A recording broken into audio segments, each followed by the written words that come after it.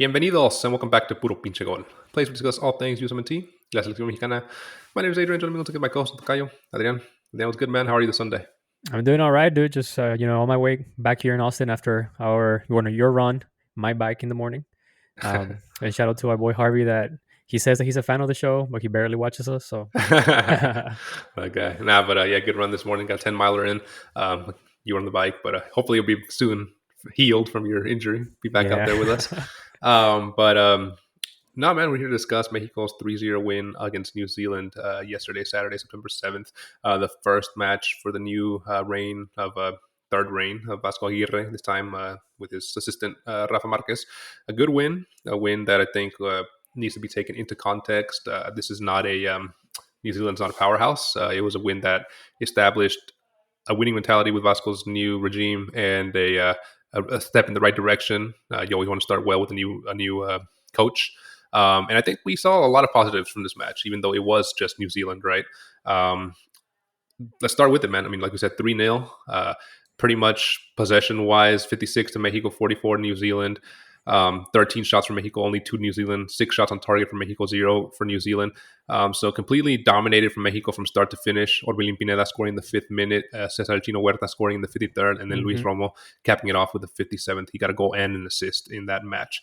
So, Adrian, man, first impressions for this new, era of Mexican soccer heading into 2026. What were your thoughts? Here are my thoughts. I mean, I think we have to take this win with a grain of salt, right? I'm not gonna be like the countless pundits in Mexico claiming that Nueva Zelanda or New Zealand is it's a bad team. Yeah, it's 94th ranked in the FIFA list. But that aside, as you said, I think it's a good thing that it started with a win. There are a few things that were interesting to see with Mexico. I was expecting to see a line of 5, and we saw a 4-2-3-1 formation. So that's actually quite interesting from El Vasco Aguirre. And I don't know if you noticed, but normally with that formation, you expect the wingers to be wide open. In this case, the wingers were actually super close and always going towards the middle of the pitch to become like either a second striker or provide more numbers on the middle. So that was interesting to see. And maybe another good thing that I want to mention quickly is sometimes we always complain that Mexico is not strong on defensively on the air.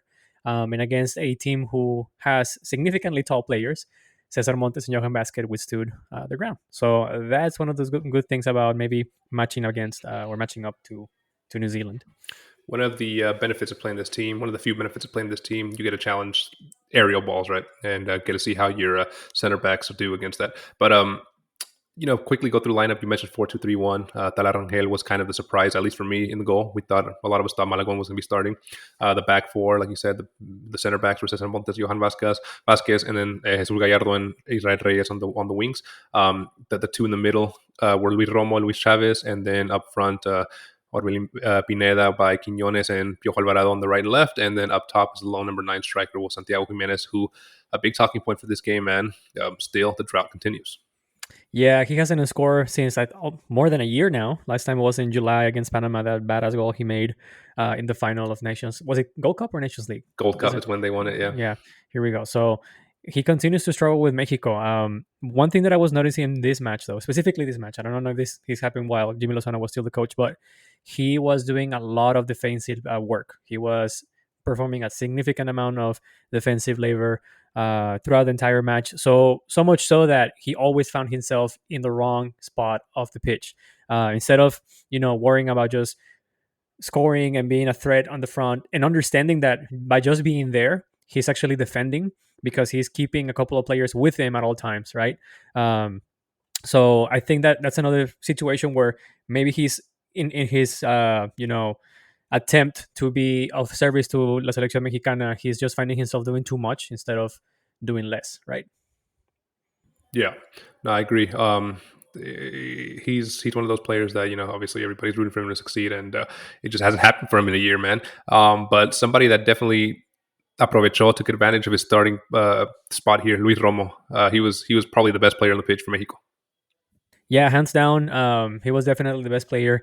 Granted, it's against New Zealand, so let's make sure that we don't go crazy with him. But definitely, even if it's an easy match like yesterday's, he did a good job. So much, so much so that we kind of sort of forgot about edsonalvarez not being called up. He was, attentive to recover balls. He was participative on the front, and all around a good display from Luis Romo. Yeah, no, I think he definitely established himself as a number two for when Edson is out.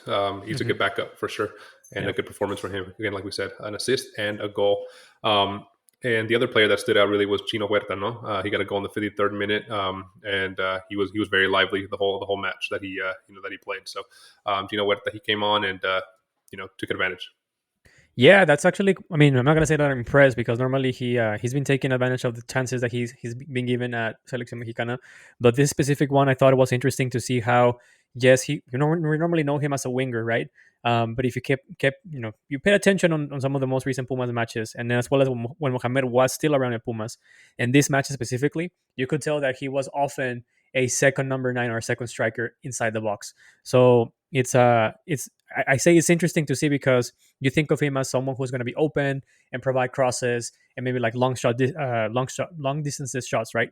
Um, and in this case, he seems like an almost a natural coming from the back and becoming that second striker inside the box. So it's nice to see those kind of I guess different tactics from what we saw with what's it called, Jimmy Lozano. And it also goes to show that even though Vasco Aguirre has been out of the Liga MX for a couple of years now after getting sacked by Monterrey, he's doing his job. He's paying attention and he's noticing how those Liga MX players play with their clubs on a regular basis. And how that can translate and adapt to La Selección, how he can move those pieces around, something that Jimmy Lozano was not adequately doing. Speaking of Vasco Aguirre, speaking of Rafa Marquez, I couldn't help but see, this is really the football side of things, but during the hydration breaks, man, Rafa Marquez was just instructing. Specifically I saw him talking to Cesar Montes, to Johan Vasquez, the two players that play his position, right? So I think that respect there, that mutual respect for him, knowing what he's done, and it's a big thing for this team going forward. Having those two, Vasco, that's coached plenty of times before for La Selección, and now Rafa Marquez, they just look at this squad of coaches differently than they were looking at Jimmy Lozano and his lack of experience, right?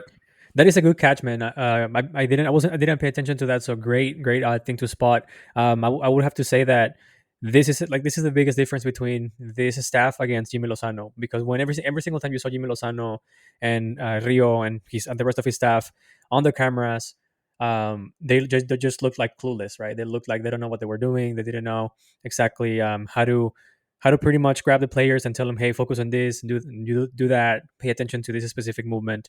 And now with Rafa Marquez, as you're mentioning, there's just a different level of experience, and as well as just being understanding of what to tell the player in which specific situation, right? Because it's one thing yelling at them during the actual match and then taking advantage of those breaks that we all know they give these breaks because they want to put more commercials on on the matches. But it's nice to see that they're taking advantage of it and using it for a positive outcome. Yeah, something that wasn't positive was the turnout of the stadium. I think a lot Yep. of the Mexico fans are at the point where they were tired of the crappy results, especially Copa America, and didn't turn out. And it was a very empty Rose Bowl, right? And I think Mexico fans can be optimistic, though. However, after this performance, again, Nueva Zelanda, we'll see how they do against Canada. Canada, again, still not a world beater, but better than Nueva Zelanda. So that's going to be an interesting match here on September 10th. But not a good showing for fans. No, yeah, and this is very. I hope it was compelling to the people at Zoom and Doña Fede to realize that Los Angeles is no longer perhaps at their at the palm of their hands, right? Normally, Mexico will play at Los Angeles or Dallas because that's a good market for them. They almost always pack the stadiums. But I was looking at some interviews after the match on both TUDN and other broadcasts, and a lot of the fans were saying like, "Hey, we don't we're not dumb anymore. Like we're not gonna fall for this again. We understand what's the situation with La Selección Mexicana right now, and the only way they're gonna come back is actually if Mexico keeps on winning. So let's see that happens. And again, on these FIFA friendly matches, man, we're probably gonna keep on seeing like again Canada and the USMNT and some other nation that is either disqualified from the World Cup or just looking for some big quick buck to make. I think they scheduled today. They're going to play Sevilla, Valencia. No, which one Valencia, was it? yep. Valencia. Yeah, Hmm. so They it's play stuff Valencia like and that. Puebla. That's good alternates. Yeah, and And another thing, I guess it would have been a better situation. Hindsight is always 2020, but perhaps instead of having New Zealand playing against Mexico, they could have played against Atletico Nacional, who played against America either a night before or, uh, Yeah. yeah. So there's options out there. It's nice to see that they're going to play against a club. It just gives you that FIFA vibes, right? Yeah, yeah, for sure. Um, but man, yeah, another good start, like we said, to Vasco's reign here, and we'll see how it continues against Canada on September 10th, man. Adrian, as we wrap up this episode, brother, you can always just find us, dude. They can always find us on YouTube. Don't forget to subscribe, hit the like button, and turn on the notifications. You can also find us on Apple Podcast, Spotify, or wherever you get the podcast on. Last but not least, you can also find us on Instagram and TikTok. We post memes, latest news, and shorts of our episodes. Yeah, so be sure to hit follow and follow us on your preferred social media platform of choice, and make sure to subscribe here on YouTube. Definitely helps us out. And let us know in the comments below what your reactions to that match, that 3-0 win against New Zealand. You optimistic for the next 2 years under Vasco's leadership? Obviously this is just a start, but a good start nonetheless. But again, another good episode, bro. See you in the next one. Take it easy. See ya. Deuce. Deuce.